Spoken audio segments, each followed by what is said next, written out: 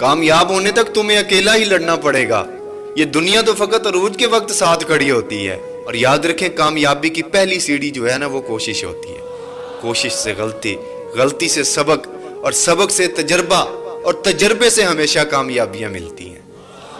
हमेशा कामयाबी से। अगर कोई बंदा ये सोचता है ना कि मैं बगैर मेहनत के कामयाब हो जाऊं, अगर कोई बंदा सोचे कि मैं रातों रात अमीर हो जाऊं, कामयाब बन जाऊं, तो ये उसकी गलत फहमी है, और ये सबसे बड़ी उसके लिए नाकामी है।